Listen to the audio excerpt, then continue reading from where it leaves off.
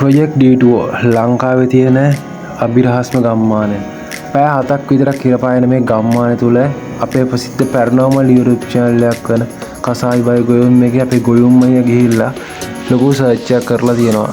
ඒක ගැන වැඩි විස්තර කිව්වොත් එයාගෙන් හැමෝටම කමෙන්ට් ඇහිලා තියෙනවලු Facebook එකට TikTok එකට හැම දෙයකටම මේක බොරුවක් ඇයි මේ මිනිස්සු රවට්ටන්නේ. ඔයා ගොඩාක් කමෙන්ට්ස් මෙයාට දාලා තියෙනවලු. ඉතින් එයා ඊයේ මම දැක්ක වීඩියෝ එකක් අප්ලෝඩ් කරලා තියෙනවා ඒ ගැන හරියට කියලා. එහෙනම් මේ වීඩියෝ එක එයා කටහඬින්ම හැමෝම බලන්න. Hi guys, ළඟදී මම Facebook එකට අප්ලෝඩ් කරපු වීඩියෝස් වගේක් වයිරල් ගිහින් තිබ්බා.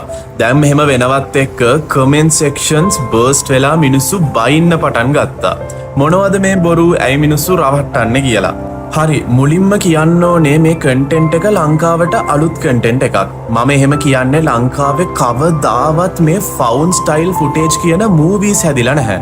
මේක තව තේරුම් කරොත් මේක ඇත්තටම වෙන දෙයක් වගේ මිනිස්සුන්ට පෙන්නනවා. ඒත් මේක ඇත්ත නෙවෙයි. එහෙම කරන්නේ මේ හොරර් වීඩියෝ එක ඇතුලේ මිනිස්සු ජීවත් කරවන්න ඕනේ නිසා. ඉතින් ලංකාවේ පළවෙනි සොම්බි සීරීස් එක වෙන ප්‍රොජෙක්ට් D2O එක හැදෙන්නෙත් මෙන්න මෙහෙමයි. ෆවුන්ඩ් ස්ටයිල් ෆුටේජ් මූවි ස්ටයිල් එකට හැදෙන මේ ෆිල්ම් සීරීස් එක ඔයාට YouTube එකේ ෆ්‍රී බලන්න පුළුවන්. ඒකට ඔයාගෙන් කිසිම අයකිරීමක් කරන්නේ නැහැ. මේ සීරීස් එක පාදක වෙන්නේ කොහොනාවල කියන පැය 7ක් ඉරපායන ලංකාවේ ලස්සන ගමකින්. හැබැයි අපි මේ සීරීස් එකේදී පෙන්වන්නේ මේ ගම හරිම අద్භූත තැනක් විදිහටයි. ඩොක්ටර් සංගීතා මැලෝරිගෙන් අමුතු ඊමේල් වගේක් එනවත් එක්ක මම මේ ගම ගවේෂණය කරන්න යනවා. එහෙම යද්දි සොම්බි ඒලියන් ලයික් ක්‍රීචර්ස්ලා ඇටැක් කරන සිද්ධියක් තමයි මේ ස්ටෝරි එකේ යන්නේ. ගමේ අතුරුදහන් වුණ මිනිස්සු හොයන එක, ගමේ මිනිස්සුන්ගේ අමුතු ආගමක් ගැන හොයන එක, පිටසක්වල සාක්ෂි හොයන එක මේ කතාවේ මේන් ප්ලොට්ස් වෙනවා. ඉතින් මේක තමයි ලංකාවේ හොඳම සොම්බි ඒලියන් සීරීස් එක.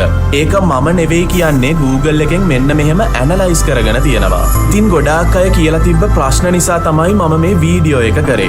හැමෝම එහෙනම් අදම ගිහින් ප්‍රොජෙක්ට් D2O සීරීස් එක එන්ජොයි කරන්න. ප්‍රොජෙක්ට් D2O කසායි YouTube නාලිකාවෙන් අදම නරඹන්න.